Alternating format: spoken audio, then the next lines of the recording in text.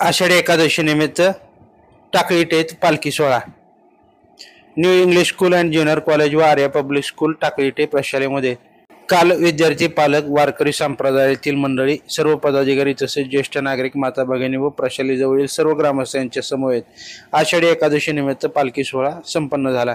या पालखी सोहळ्यामध्ये लहान गटापासून 12वी पर्यंत विद्यार्थी सहभागी होते। दिंडीसाठी गावातील ग्रामस्थांनी मोलाचं सहकार्य केलं। विशेषतः वारकरी संप्रदायातील मंडळी अग्रक्रमाने उपस्थित होती। कीर्तनकार कुमारी ज्ञानेश्वरी घाडगे हिच्या उत्कृष्ट अभंग गायनाने सर्वांना मंत्रमुग्ध केलं। विठ्ठल नामाच्या जयघोषामध्ये संपूर्ण गावामधून दिंडी सोहळा पार पडला।